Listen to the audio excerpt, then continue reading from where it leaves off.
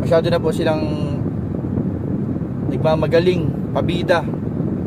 Na kung tutusin po mga kalingap, parang si Kalingap Rab na yung binabastos nila sa ginagawa nila. Huwag niyang purihin. Dahil para sa akin, may problema. Hindi dapat purihin. Baka may sisi sa dulo dyan. Pero sa bandang huli dyan, pag yan ay pumutok, pambihira, baka lumabas ulit si makagago.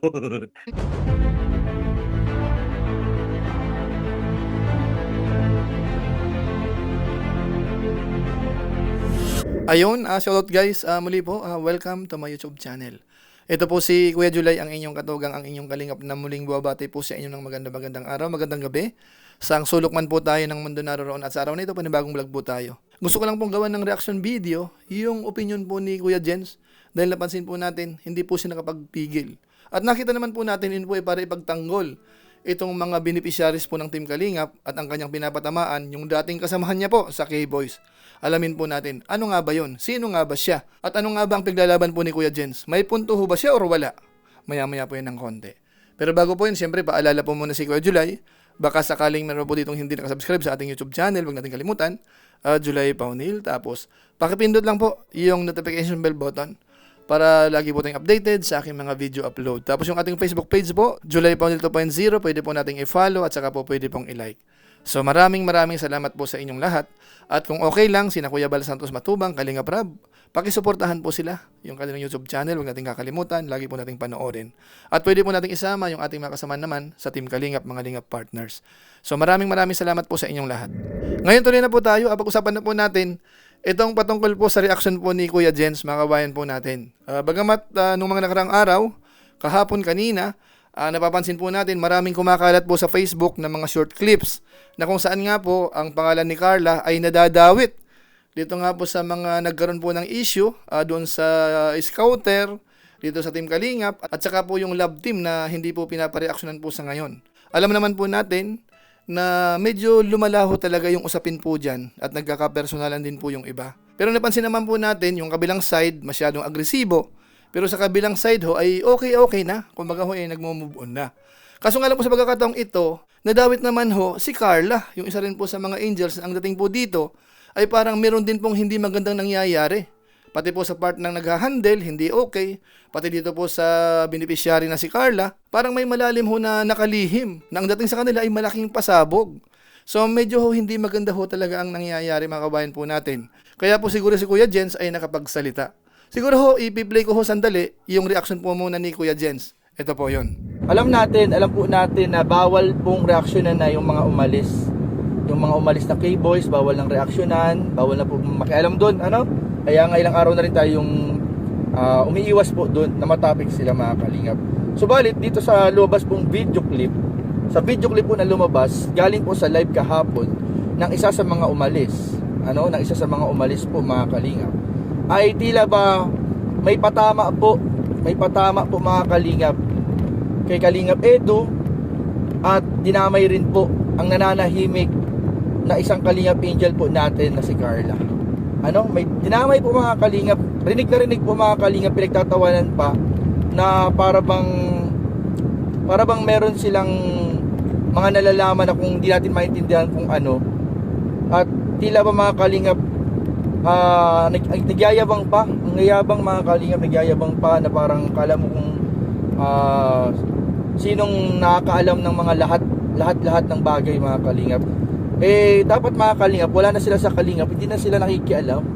Hindi na po sila nakikialam sa ibang mga bagay na may kinalaman sa kalingap. Pinalis na nga sila pinabayaan na sila dahil sa mga gulong ginawa nila.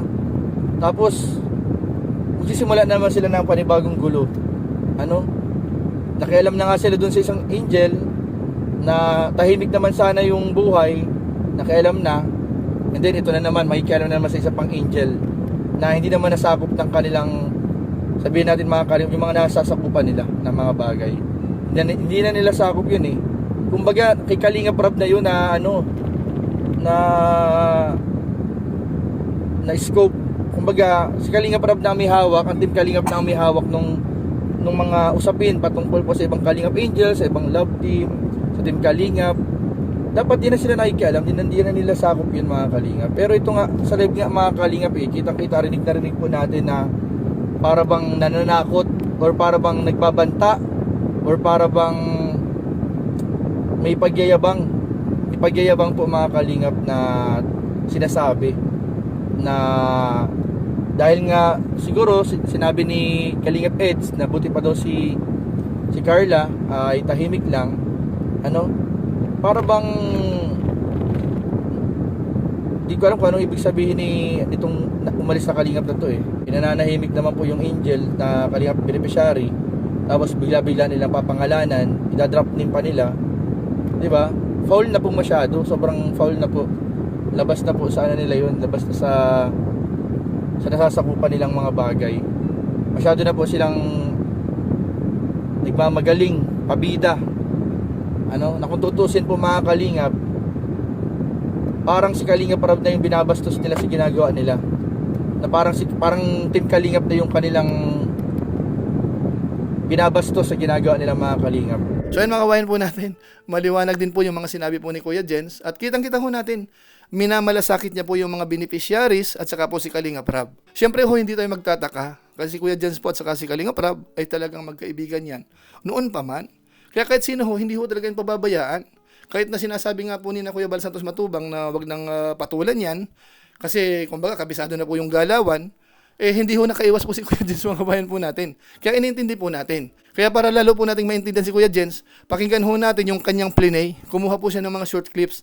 So i-play din po natin. Sabi ni Baby Boy sa live niya, si Carla daw tahimik lang at tama daw ginawa nila. Tahimik si Carla? Baka mamaya yung pagsabi niyo tahimik meron dyan sa ilalim na may problema din pala. Huwag nila ipagmalaki. Kasi meron ding may problema din sa ilalim.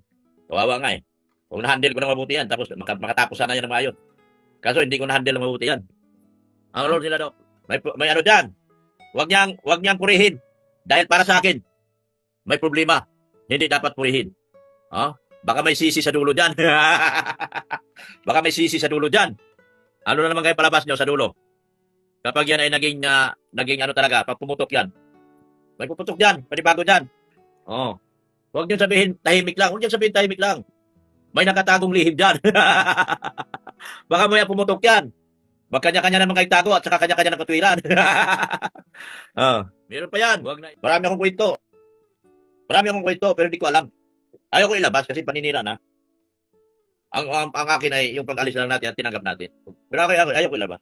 Pero sa bandang huli yan, pag yan ay pumutok, pambihira, baka lumabas ulit sa makagago. Pag yan ay pumutok, baka lalabas ulit sa makagago dyan.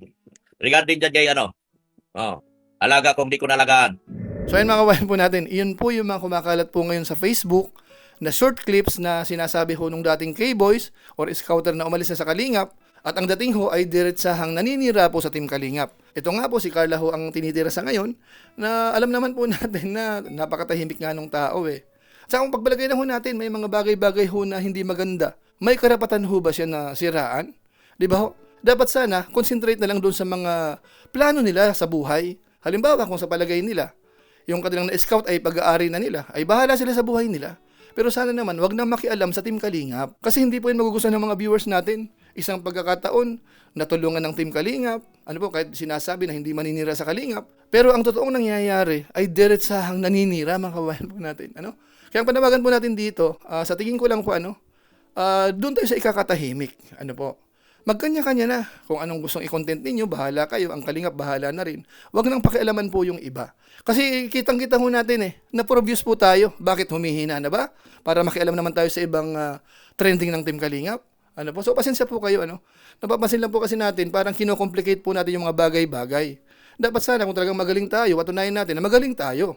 At ang Kalingap naman, hayaan natin sila kung ano naman po ang meron sila, deserve nila yon. Mga kapatid natin? At ang advice ko po kay Kuya Jen, siguro wag na nating palakihin masyado. Alam naman po ng mga viewers yan, magsalita tayo sa hindi, alam din po yan. At isipin na lang po natin yung mga ganitong reaction ni Kuya Jens, ay para doon sa mga Kalingap supporters na hindi naman na po nanonood sa kabila. At least may idea po sila kung anong pinagagagawa ng mga umalis sa Team Kalingap. Pero sa pangmatagalan pong usapan, sa tingin ko po, hayaan na lang po sila. Kumbaga, focus na lang po tayo sa Team Kalingap, move on na po tayo. Ngayon kung sakasakali naman ho na merong nabanggit po si Kalingap Edo na magandang bagay dito sa ibang Kalingap Angels, ay wag na ho nating bigyan ng hindi magandang kahulugan. Kasi sila po ay nasa Kalingap at ang pinupuri po nila ay nasa Kalingap. At kung sakasakali naman hindi kayo naniniwala sa kanya, di itanong nyo po sa mga viewers natin, maraming nanonood ho, kung mali yung opinion naman po ng tao doon sa pinupuri niya. Ano po? Ngayon kung sakasakali hindi kayo sang-ayon, opinion nyo po yun. Kaya sa kabuuan ho, wala naman dapat pag-awayan. Ano po? Kaya lang po nagkaroon ng away kasi nakikialam po yung iba. Naghahanap po talaga ng away. Kung yan man po ang strategy ho, ay dapat sa Kalingap, wag na lang pong ganun. Basta ang alam po natin, ano man po ang ating ginagawa, meron po yung balik sa atin. Ano po? So sa pamamagitan po niyan, pansamantala magpapaalam po muna tayo. At kung yun naman po itong nagustuhan, pwede po nating i-share. So muli, ito po si Kuya July, ang inyong katugang, ang inyong Kalingap na pansamantalang nagpapaalam po muna. Kita-kita ulit tayo sa mga susunod ko pang vlog. Maraming salamat sa inyong walang sawang pagsuporta po sa ating YouTube channel. Pagpalain ng akin ng Diyos, mabuhay tayong lahat. God bless. Bye-bye.